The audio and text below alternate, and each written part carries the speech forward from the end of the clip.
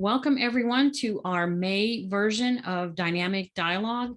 Today is May 26th, and hopefully all of you are getting ready for a nice holiday weekend. I know I am. But we're going to talk today about baby formula and some of the things that are in the supply chain and lessons learned if you take a look, because everywhere today there's news blast updates about the baby formula shortages. And honestly, I didn't think much about it. It's related to the food industry and the baby industry, which aren't really in my current client portfolios. Someone asked me about it, and then I said, well, you know what, I'm going to dig into it a little bit. So I did, and I found a lot of things that made me think a lot and look at ways that this applies or could apply or could occur in other supply chains. And that's why I picked this topic today, and I'm going to share it with you. So this is our dynamic dialogue format. We do these once a month on the fourth Thursday of every month at 11:30 a.m. Pacific. So welcome all of you. We welcome ideas for topics to cover. It's a forum for sharing thoughts, ideas, and challenges, and we'll open it up at the end. We keep the presentation under an hour, and then we have plenty of time for questions, comments, and whatever. So the link you use today is good for throughout the 2022 year, and you're welcome back anytime. So let's dive into this. Here's what happened. If you don't know the history of this, there were 4 complaints of this bacteria, and I'm not even going to attempt to pronounce it. But it's a common environmental bacteria, and they found that it emanated from product produced in a single plant. What happened is 2 infants became sick, and 2 died. Actually, 4 infants altogether were sick, and 2 ultimately died. These illnesses took place over several months and in different states, so it wasn't extremely localized. The FDA investigated, and they ended up shutting a plant down. They found no evidence that actually linked the formula to the infant illnesses. They did a lot of microbiological testing, and the manufacturer always did that testing prior to distribution, and they have tested negative for the bacteria. They looked at the unopened containers used by the 4 infants that were sickened, and they all tested negative. And the infants consumed 4 different types of formula that were produced over about a year's time. So there was no real smoking gun here on what was going on, but this was a serious issue. So the background is a little interesting. So this is what was going on, and this caught some attention early this year, late last year. And it's all in the baby formula marketplace. So I didn't know much about that. And here's what I found, that in the United States, there are 4 companies that control 90+% of the market here in the United States. Abbott controls about 50% of the market. And it just so happens that an Abbott factory is the one that was closed and had the recalls issued. So we'll get into a little more about that. There are 3 other companies that make up this 90%: Mead Johnson Nutrition, Nestle USA, and Perrigo. And I'm not sure if I'm pronouncing that right. I'm not really familiar with that company. And we found that only about 2% of the formula that's consumed here in the United States is imported. So it's highly domestic. And we're used to seeing a lot of issues from a lot of imported products. But it really, in this case, it's localized into the United States. And we know that the FDA has oversight over this, and it makes it difficult for new companies to enter the market. So if you were a foreign-based company and wanted to bring in a lot of different formula, you have to go through a lot of testing and approval by the FDA. So we looked at these different companies, and we found that Abbott is based in Chicago, but it's owned by institutional investors like Vanguard Group, BlackRock, State Street, and a few others. Mead Johnson is part of the Mead Johnson industry. Nestle is Nestle. And the last one, I can't remember the parent for that. But the market is interesting. Nearly half of the formula bought in the US is under the WIC program. This is a program that's established for women, infants, and children. And this is a program that distributes a lot of formula through a lot of different states. And what I found is that most states bid this out and they give exclusive contracts to a single bidder. So even though there's the 4 primary suppliers, the state will at one point pick that supplier. And we found that these shortages are hitting really hard in Texas, Tennessee, and Iowa right now. But there's this, believe me, it's not limited to those areas. And they're seeing up to 50% stockouts in some areas. So the contracts are awarded to one of these companies. And as I said before, Abbott has about 50% of the domestic business. And what I found is that once these state contracts are awarded, it backs off the other competition because they don't want to fight with that. They can't get access to the WIC volumes, so that decreases their potential revenue from those areas, and they don't sell nearly as much into those areas.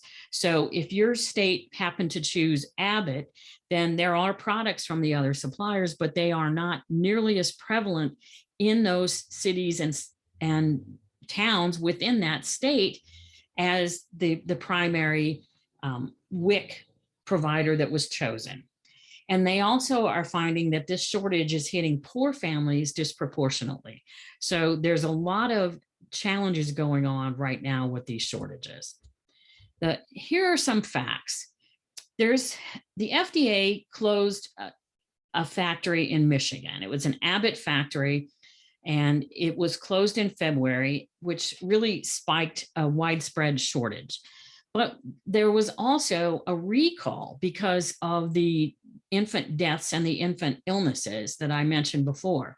So Abbott at the same point in time, recalled 3 different types of formula that had been made at that plant. The FDA went in to inspect this plant and they made 483 observations.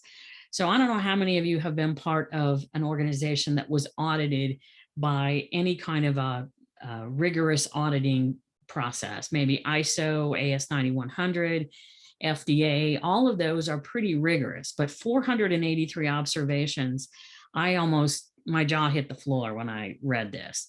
And including things like a leaking roof, water pooled on the floor, cracks in key production equipment that could allow bacteria to get in and to persist within that equipment.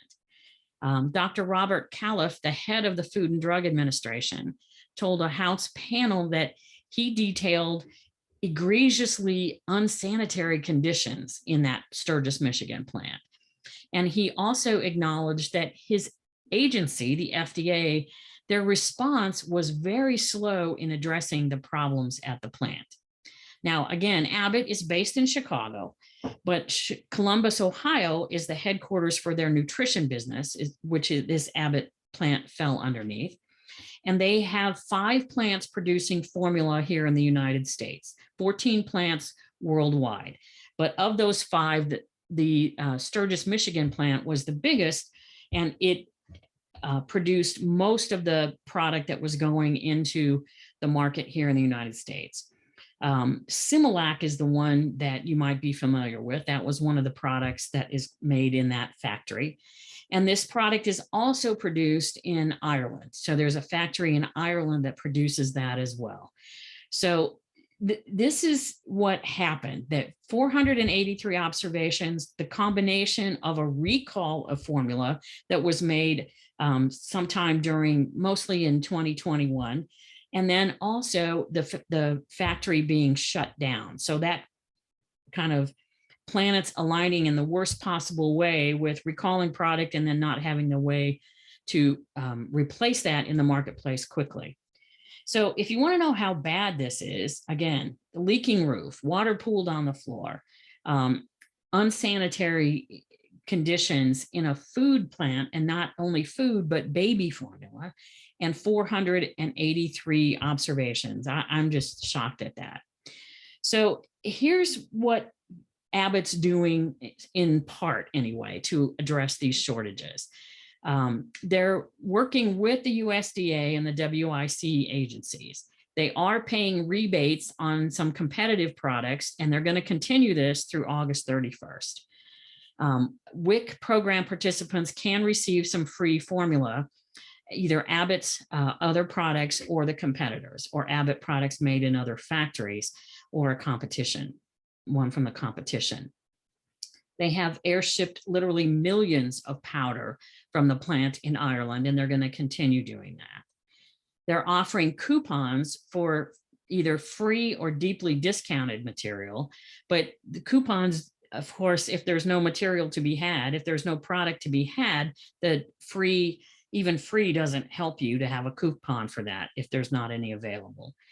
They have released 300,000 cans of specialty formula on a case-by-case basis for babies who can't tolerate cow's milk or other formulas if they have an intolerance or an allergy, and there's ways that you can contact the company to get that. So the again, 3 formulas were recalled. That's not all of their product, but it's quite a bit of that. So they have taken some steps to help, including utilizing the competition's product. Abbott has submitted paperwork against these 483 observations. They actually submitted something in April. And just a couple weeks ago, in this month, May, a federal judge signed off on a decree of steps needed to restart the production. But Abbott is saying that their Michigan factory plans to reopen on June 4th. And they're saying it's going to take 2 weeks to get back to a partial ramp of production, and even longer to get back up to full production. And then after that partial ramp, it will be 6 to 8 weeks to get product into stores. So today's May 26th, they're saying it's going to start the end of next week, but there's a big but in there. The FDA says the plant is still several weeks away from reopening. So the FDA and Abbott aren't agreeing today on the reopening date. And if the FDA says if there's any problems with any of the steps that this judge signed off on that need to be done in order to get them to reopen, it can cause even further delays. So the FDA is taking some actions on their own. They're allowing more imports from this Kendall NutriCare company. 2 million cans have been allocated and designated to be on US store shelves in June. And they're fast tracking the first 40,000 of those cans that are in stock now. So they are working on it from kind of 2 ways. The Abbott is working on their end of it, and the FDA is working on getting some other products in there. And Abbott also has, but this is interesting to me, they have increased production at their Columbus, Ohio facility, but that is really a pretty recent activity. That isn't something that they started in February as soon as that plant was shut down. And in my experience, once you shut that one plant down, you would think that the other plants would ramp up within a couple of weeks. And that doesn't seem to have happened. I don't have any real indications of that. So it is a problem. It is going to continue to be a problem. And when I dug into it, I found that there's several different areas, 6 or 7 different areas that I think are contributing factors. And they are present in most supply chains. And I think these are kind of worked together to make this situation as bad as it is and not getting well any quicker. So let's look at these kind of one at a time. The first one is company culture. So companies need a strong culture, a strong dedication, a strong commitment to what the company is all about. And that's usually established at the highest levels, the senior executive levels. Well, when you look at this, Abbott is owned and managed by investment companies. It is not a primary business of these investment companies. And I don't see anything that I've read that talks about a long history and a long legacy of commitment to either the products or the quality or anything of that kind. So I think this probably is a contributing element of the culture, that there is no real, this business is not focused on doing what they do. It is owned and managed at the senior levels by investment companies. Now, there are, of course, Abbott executives in there that are doing their thing, but they haven't announced any leadership changes, but I will be very shocked if they don't do some house cleaning after this gets up and running and back to some kind of production levels. Because the senior managers of not at least this business unit of Abbott, it is one of a few different ones, but I have to believe that that plant management is going to change significantly. And again, the headquarters for that division is in Columbus, Ohio, and I have to think that is going to change as well, because it seems like there was just a lack of attention to this issue. The company culture really requires leadership, which starts with individual integrity of the managers of that company. Now, these individuals may have integrity, and that would be good, but what I'm not seeing is a commitment to the company, the products and services, the value of the quality that should permeate an organization like this. Now, I'm an observer, outside observer. I can't say for sure. I haven't been there and talked to these people. But in a company that works well and addresses a crisis like this very quickly, you see things that I'm not seeing or reading about in any of these articles. So here's an example that Abbott is saying their employees are absolutely committed to making steps to improve. But you have to note that these requirements haven't been met yet. And they got this list in February, and it is now almost June. So you would think things would take a few weeks. And I know the list was long, but I'm just skeptical that the culture is what it needs to be to really sustain this and address this kind of crisis. The second area I think is important is to look at the markets in general. The competition. Again, what I learned in researching this is that there are few suppliers in this market, and there is definite strong barriers to entry. So the state procurement awards, again, made it difficult for other companies to compete in those states. And so there's little availability of competing products, and those companies that get those state contracts are focused on those states and those regions. And there are only 4 that make up 90% of the producers in the United States. And again, one of those is Abbott, and that's almost half. So that's 40 to 50% somewhere of the total US consumption is resting on Abbott's shoulders. So there are a lot of single and sole supplier implications. You want to look at the other customers that these companies have, what other states, what states are getting product, what states are not. And the other thing that I found is the market and the competition can be really murky. When you look at the product lines that they sell, there's a lot of those. As I said, the 4 infants that kind of were the genesis of these had 4 different formulas. So, and they were all Abbott formulas. And so if you think about a company like Procter & Gamble that makes lots and lots of things that are cleaning products or laundry detergents or toothpaste, you can go to the store and pick up different brands of toothpaste and think that they're all competing. But guess what? There's a number of those that are all made by a company like Procter & Gamble. And this is true in many of the other products that we buy and products that we see, that you have companies like Procter & Gamble, large companies, good companies, nothing wrong with this, but they have so many brands that compete against each other. And they do this purposefully, and they have different things to offer, different markets that they're going after. But it makes this very murky for consumers to understand what comes from where. So that's a challenge. And the makeup of these markets is interesting. The ease of entry, again, because this is an FDA product, that makes it very difficult. And the stability of the market is not really there. It goes up and down. For baby formula, a lot of mothers choose to buy formula, some have to, and there's a lot of demand for that, and that rises and falls with the population.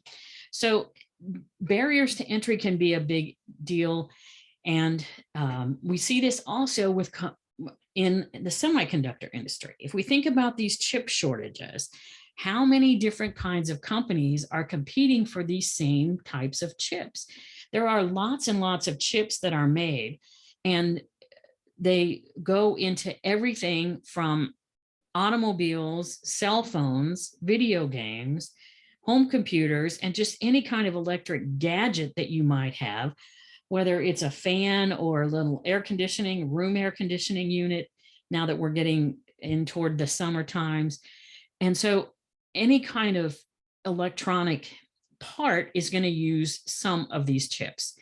And we have to look and see which companies are really able to get what they need and who's able to leverage these different semiconductor manufacturers, and how fast can they scale these in order to expand and fulfill the growing market, or a lot of different things.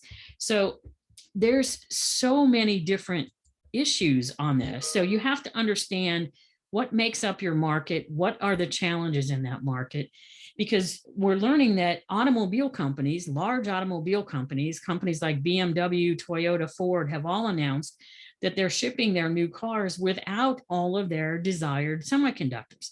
They can't get them. There is a market for the cars and they want to sell the cars. So they're building those cars incomplete and they're shipping them without certain things, like I heard this week, without Bluetooth semiconductors.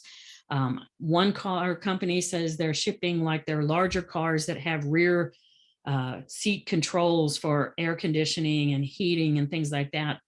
Those are not turned on. They don't have the chips to make that work. So if you buy a new car, the stipulation is when we get the parts, we'll notify you and then you can bring it in and we'll install those free of charge.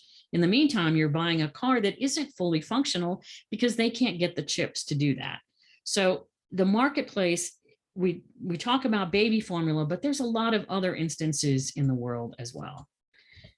The supply chain architecture, this is an interesting area. I think it's very important that you understand where products are manufactured. And that is not only your tier 1 suppliers, but your tier 2 and tier 3 suppliers. So in this case, Abbott is manufacturing, but lots and lots of places are buying this into their stores. So they're buying them, grocery stores, the Costco, Walmart, are buying these products in large quantities. So retailers, distributors, the states are buying these. And so they have contracts with these suppliers. So the tier 2 and tier 3 suppliers in some of these cases are ingredients into the formulas, but not in all cases. In some cases, it's Abbott as a manufacturer, but almost no individual or even a small company buys directly from Abbott. You buy through these distributors and you buy through the different retailers that do that. So you need to know the names of the companies, the locations of these companies, the substitutes that are available and how that works. And then you need to know who their customer base is, because this is an important area. If you don't understand the architecture and who's buying what from whom around the globe, you can have a lot of issues. I have a client in the paint business, and they had a problem about 1.5 years ago, maybe a couple years ago. They were notified by their primary supplier that there was a shortage because there was a factory in China that had issues with the inks and the dyes that they were buying. So their supplier was going to be late and was going to miss some shipments. And they were trying to resolve this because it was a high usage area. So they said, okay, we have other suppliers that can supply these things. And so they reached out to those companies and found, guess what? They had problems too. When they really drilled into it, they found that that factory in China that had the fire supplied all of their approved suppliers for this product. And they were all affected by this one plant. And they really didn't realize that they thought they had supply chain and they thought they had redundancy in their supply base because they could get this product that they were buying from multiple sources. But what they found was their multiple sources all went back to a pretty much single source, almost a sole source, this factory in China that experienced that fire. So the assumption of competition in the supply base can be really flawed if you don't understand these dependencies and these linkages from the different suppliers. So it's an important thing to think about and look at in your own supply chain. Regulations. So we think about anything with the FDA. I know a lot of companies saying, oh, that requires FDA approval. That falls into that area. That'll take me forever to get that testing done and get approval and all of this. And I don't have children, but I have nieces and nephews, and I really appreciate the fact that the baby formula industry is highly regulated with good FDA oversight.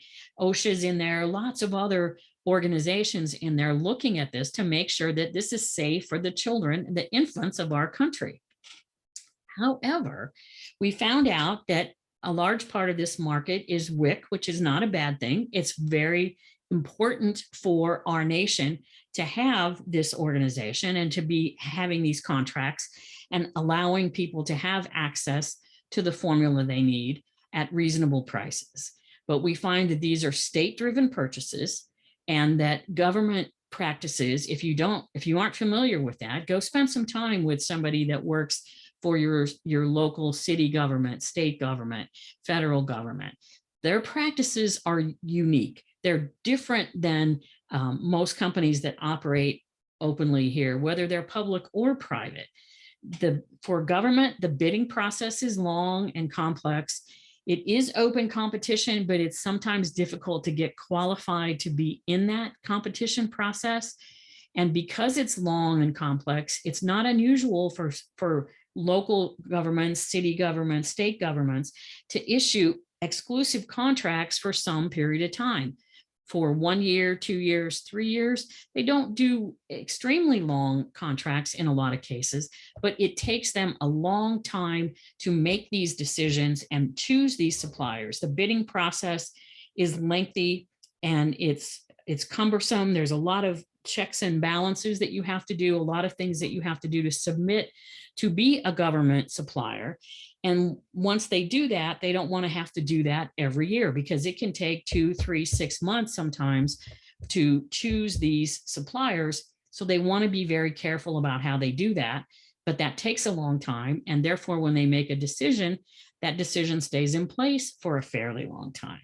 So it is not open competition that is available for players coming in and out. Even if there were a lot of players, and there are only 4 that make up most of the US supply. So what's happened is this really resulted in suppressed competition in this baby formula market. So there's not a lot of players and there's not a lot of players from area to area. So we also know that we live in volatile times. If we didn't know this before, in the last few years, we've had tariffs and almost trade wars, and sometimes we've had the pandemic. We've had that impacts from varying sources on things like shipping lead time. We've had trucker strikes and issues, container shortages, not being the big containers to move things, not in the right place at the right time, not able to get them from place to place. And we also know that products often have long development times, especially, again, and not just development, but approval. So products in this kind of market for the baby formula, they're going to take a while to develop and they're going to take a long time to be tested. And again, that's an important thing. And that is not a bad thing. We want this testing to be done there because the risk there is very, very high if something isn't right.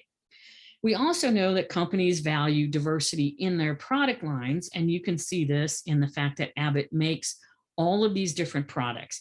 Many are in the powder formula, some are in liquid formula, and different types of things. So there's many different products in this. I was surprised at how many different product lines are produced. So companies that are able to pivot and to increase their flexibility and agility, respond quickly, are the ones that are going to succeed and do better.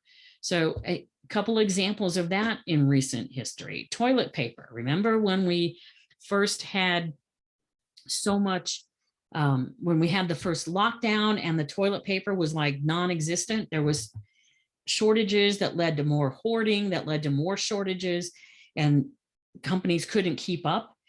Part of this was companies had to pivot. They had to pivot from making industrial type of toilet paper to more personal things that you bought for your home. So the selling through the janitorial services all of a sudden was pretty reduced very quickly. And the staying at home people, working from home, children at home all day, every day, the usage at home went up. So when people went to the store, they said, oh, I'm going to be home for the next couple of weeks, I'm going to grab this. And what happened is stores did not put quotas on products like that very quickly. So you could buy, if you went to Costco, you could buy 3 or 4 of those 30 roll packages for the first couple of weeks. And then they said, oh no, now we can't do that. You can only buy one of these at a time. So while the companies were pivoting from making one product to another, which was very good for them to do, but it took some time to do that. And then the stores, the retailers and the distributors had to put caps on how many you could buy. And that applied to all the paper-based products, toilet paper, paper towels, and then into things like the wipes and the hand sanitizers. What we found there is that the base material also was used in things like face masks and other PPE. So the antibacterial wipes, the hand sanitizer, those were off the shelf very quickly. But what we did find in those product lines is we found a lot of companies found ways to make antibacterial wipes, either make them themselves, and the hand sanitizer. We saw companies like alcohol producers who could make hand sanitizer. The paint client that I mentioned earlier, they pivoted and they had chemicals to make hand sanitizer. So they made hand sanitizer and chose not to sell it, but to give it to local areas like nursing homes, childcare centers, areas that really needed the hand sanitizer, some hospitals if they would allow it, but that allowed the pre-approved things to go to the doctors and the hospitals so that more individual people and other businesses, grocery stores, any of that kind of stuff could use this hand sanitizer. So companies that were able to do that, Clorox always comes to mind here. Clorox pivoted incredibly and doubled and over doubled their production of their antibacterial wipes and things like that, even in spite of a shortage of the substrate material that they use. And they came up with lots of different packaging in order to do that, to help get product out to companies. At one point, I saw Clorox said it would be the end of this year before they got their stock levels back to where they were pre-pandemic. And since we keep getting more variants and more outbreaks, I don't know if that's even going to be possible. But their ability to pivot and scale from product to product and to change lines over from one product to another. We probably all remember General Motors sending people to learn how to make ventilators. General Motors makes cars, not ventilators, but they have very good engineers, and they sent them to Washington State very early on to understand the supply base and understand the production processes. They had plants that were available, and they put them to use making ventilators. And then the ventilator manufacturers also opened up their supplier list and shared that very readily to say, here's where we get these parts, go get them. And those suppliers were able to scale as well. And so there was a lot of synergy around doing that. And if you're able to do that, it's a very good thing. And if you're not, then you need to think about how you might be doing that going forward. Another thing that comes up is supplier management. Quality management requires oversight. So I always say trust, but verify and go on site. I know for a while, many companies were reluctant to go visit their suppliers on site, and many suppliers were even forbade other people from outside the workforce to be allowed into the factories. That is opening up now, that is more readily available, and it's always important to go on site. When I read about some of the things, the leaky roof, the pools of water on the floor at the factory in Abbott, I can't imagine that you could walk through that factory and not see those things and not question what was going on there.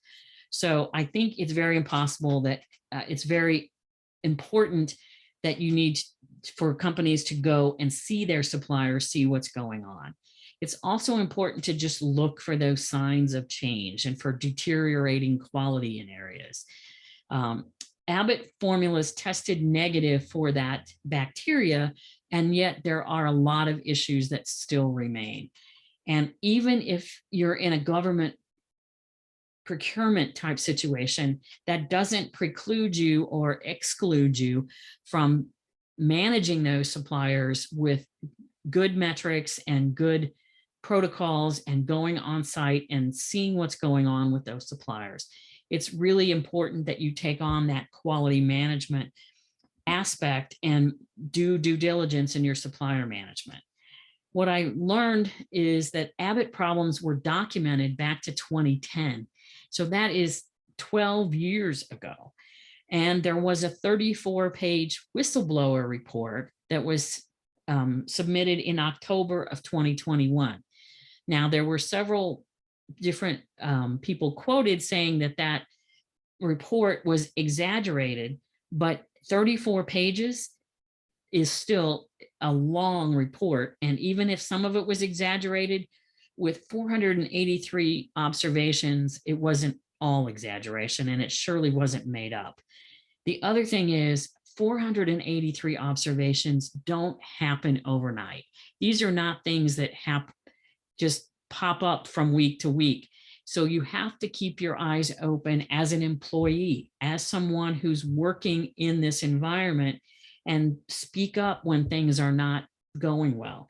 If you're in a culture where that's not expected or even approved, then maybe you should find another place or keep at it, because those are the things that are important.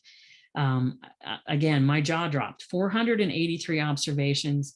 That isn't something that just happened overnight. And if it went back almost 6 months before that to October, there's things going on. And again, documentation back to 2010 of issues that were happening in that factory. So people did not have their eye on that ball. Excuse me. Risk management, all of this is risk. Being in business today is being in a risky environment. So customers have to monitor and manage their suppliers and those risks within their supply chain. It's not enough to just know your suppliers. It's not enough to trust a supplier that you've done business with for the past 10, 15 years. Again, Abbott had issues that were documented with the FDA, with inspectors back 10 plus years. So you need to know your suppliers, and then you need to know what they're doing about it and how they're managing their suppliers. You have to monitor the supply chain with your industry, within the market. You have to know what's going on. It's not enough to know just about your business. Again, I was taken aback when I looked at what was going on with this and how many implications there are for businesses outside of babies and food industries. So that means supply managers have to do their due diligence. You need lower level supplier transparency. You need to understand what your competition is doing. So who are your competitors buying from? If they're buying from the same suppliers, then you need to understand that, and you need to make sure that you understand those risks. Again, the paint company got hit by suppliers that were all using the same tier 2 or even tier 3 supplier. Watch for signs of poor quality, degradation, changes in quality. Again, 483 issues don't pop up overnight. There had to be some degradation in different aspects of the business. And do risk assessments with suppliers. And it's more than a 5-question survey. It's really looking at how they're managing their business. So I found that many things contributed to the baby formula crisis, that it's important that we as supply chain professionals pay attention to major industries or major issues, regardless of the industry, for looking at how this might affect you and what you can glean from these crises. Recognize that our supply chains are complex and that there are lots of things going on, that we have competition, but competition takes a different form in government competitions and public competitions and private competitions. We know that from things like Sarbanes-Oxley and a lot of other requirements that are put on public companies that aren't put on private companies. So what are the private companies that you're doing? How are they aligning with a lot of those regulations and rules and policies? Because that's important to understand. Pay attention to your competition. Look at your single and sole sources and look at them often. Single sources are a choice that you make. You think that there's a lot of competition out there. That's the idea with a single source, is I can have low switching costs. I can move from one supplier to another pretty readily, pretty easily. But if you don't know their lower level suppliers, you might find out that there are dependencies in there from somewhere that might be biting you in the future. And sole sources, what does it take to get out of there? What does it take to switch? And how can you protect your company from something drastic, from a crisis, when you have sole sources that have problems? So that brings us to having backup plans, contingency plans.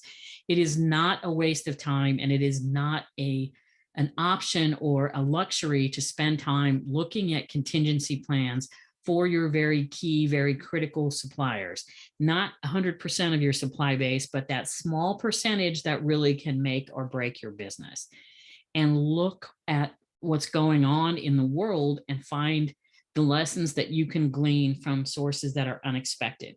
I've learned so much from looking into this. When my friend just said, "Hey, what's going on there, Jane? I don't really understand that." And I said, "I haven't really looked at it either, but I'll take a look and see." Well, I did, and I found a lot of things that were very eye-opening for me. So we do these webinars once a month.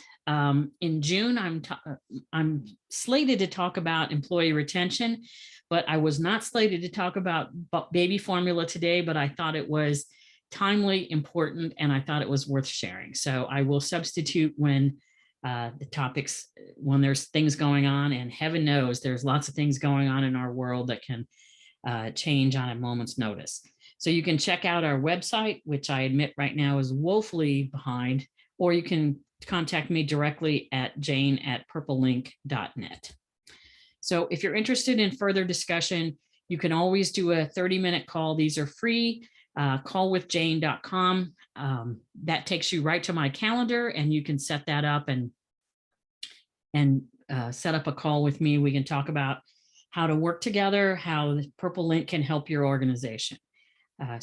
Purple Link is doing a CPSM Exam 2 training starting in June. I'm not sure of the exact dates, even though it's almost June, but by the end of June, we'll start that if we get enough people involved. So I encourage you, if you don't have your certification, this is a good time to get it. I'm also looking at doing 2 workshops, one on risk-based thinking and one on Lean and Six Sigma. So those hopefully will be in the Q3, Q4 timeframe. So I always leave you with one thought, and my thought today is I found this that I thought was important. Remember that life's greatest lessons are usually learned at the worst times and from the worst mistakes. And I think that's true, but also I added, don't miss an opportunity to learn from the mistakes of others so that you don't have to repeat those mistakes. There are a lot of mistakes made in this Abbott baby formula issue. And I think there are a lot of lessons that we can all learn to shore up our own supply chains and prevent more crises from happening. So that's all I have today. I'm going to stop this sharing and stop the recording, but I'll take questions, comments, whatever.